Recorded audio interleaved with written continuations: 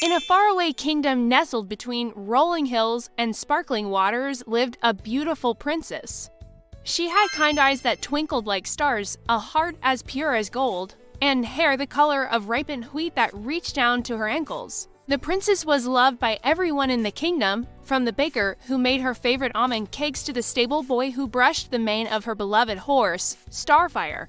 Every night before her big blue eyes drooped with sleepiness, she would ask her nanny for a bedtime story. But it wasn't just any story the princess craved. Oh, no. She wanted mysteries, adventures, tales of daring escapes, and faraway lands. Nanny knew just the stories to captivate her young charge, stories filled with talking animals, mischievous fairies, and brave heroes.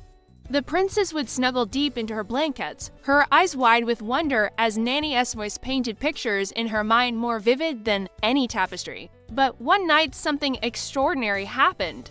As Nanny began her tale, the princess's pet parrot, Polly, flew onto the bed and perched on the headboard. She cocked her head to one side, as if eager to hear the story, too. The princess giggled, and Polly, in response, let out a squawk that echoed through the room like a tiny laugh. From that night on, Polly became a regular at bedtime, sitting attentively on the headboard as the stories unfolded. But one particular story captivated them all. It was the tale of a magical land hidden behind a shimmering waterfall.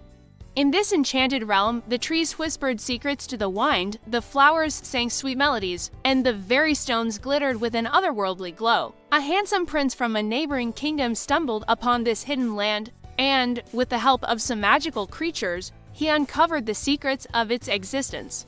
He became the guardian of this mystical place, ensuring its wonders remain hidden from the rest of the world.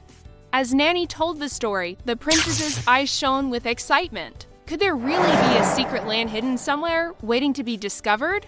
Each night the princess would ask Nanny to tell the story again, and each night Nanny obliged, her voice taking on new inflections, the tale becoming even more enchanting.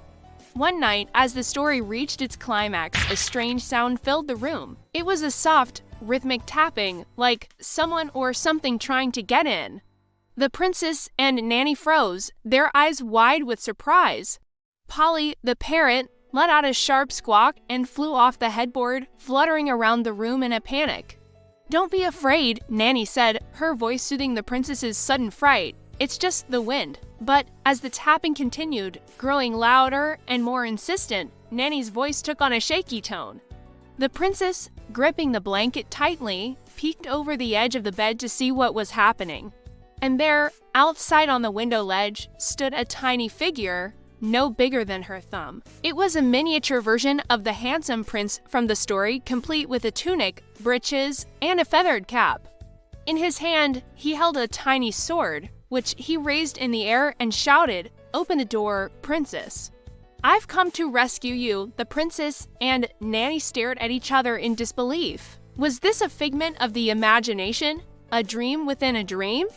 Or was this little prince really here to rescue her? With bated breath, they watched as he continued to tap on the window, his tiny face earnest and determined. Suddenly, the princess felt a surge of bravery, the same bravery that had inspired the hero in Nanny's story. She threw back the covers, got out of bed, and approached the window. "Don't worry, little prince," she said, "I'll help you." And with that, she opened the window and reached out her hand.